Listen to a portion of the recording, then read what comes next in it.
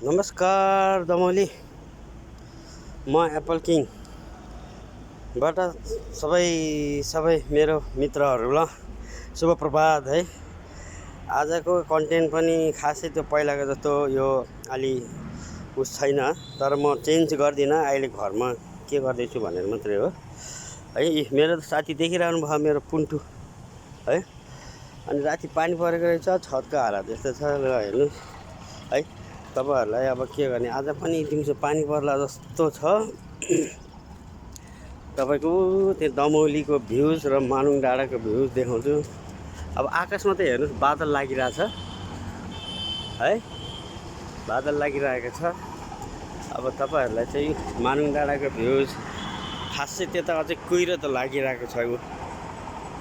यो मानुङ डाँडा हाम्रो के भन्छ, यो टुप्पा, यो अम्ब्रेला रेस्ट्रो भन्ने ठाउँ पनि त्यही हो। अब त्यहाँ पनि यसो घुम्ने लायकको ठाउँ छ। तपाईँहरूलाई थाहा छ, तनहुँ जिल्लामा अब सबैभन्दा अहिले फेमस त्यही एरिया हो है। यतापट्टि पऱ्यो तपाईँको हेरी यो कुहिरो लागेको, यसलाई भन्छ काउँ डाँडा है। यसलाई भन्छ काउँ डाँडा। हेर्नु न कति मजाको। यो बिचमा तपाईँहरूलाई म कसरी देखाउँछु नि, यो काउँ डाँडा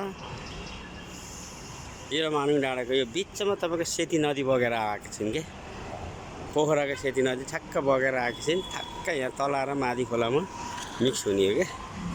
भनेपछि आजको दमौलीको बजारको खासै बिहान भएर हो, खास चल्ली छैन। तपाईँहरू मैले अहिले घरमै बसेको छु, त्यही भएर बाहिर गएको छैन। अब घरकै कन्टेन्टहरू यताउता देखाउने हो है। खासै चल्ली छैन आज बजारहरूमा। राम्रै छ। अब यो एउटै सिन मात्रै कति हेर्नुहुन्छ पाउनु। अलि दिनपछि मैले अस्ति तपाईँहरूलाई भनेको थिएँ नि, एउटा क्यामेरा स्ट्यान्ड लिएपछि अनि म बाहिर गाउँतिर जाँदैछु कि। गाउँतिर जाने पहिला तनहुँ जिल्लाको भ्याउँ, अनि त्यसपछि बल्ल गोर्खा सोर्खा लमजुङ कास्की तपाईँको मुस्ताङहरूको हाल्नेछु। अब यो माथिको हाम्रो त्यो माथिको कालिका मन्दिर भएको डाँडा हो है। अब यो खास कुरा के भन्यो भने तपाईँहरूलाई म मेरो घरमा के देखाउँछु भने,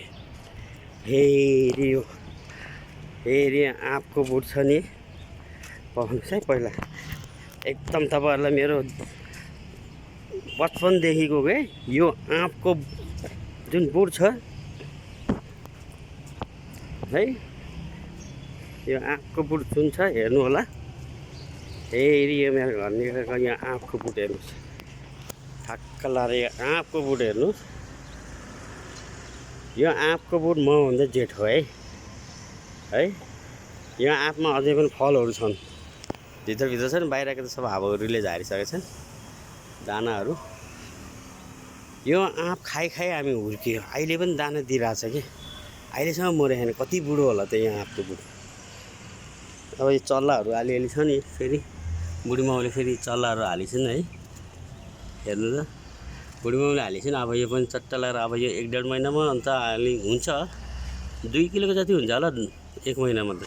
गिरिराज हो क्या, लोकल होइन। अब यो अस्तिको एउटा छँदैछ क्या है। अब यो पनि खाने हो। अब तिजा यस्तै चाडबाड नपरिकन खानु हुँदैन क्या। खाना त मिल्छ नि, तर यतापट्टि दमौलीको भ्युजहरू यस्तै छ। यो अहिले तपाईँहरूलाई बिहानको शुभ प्रभातको चाहिँ देखाएको भ्युज है। ल हस् त, धन्यवाद मेरो साथीहरूलाई।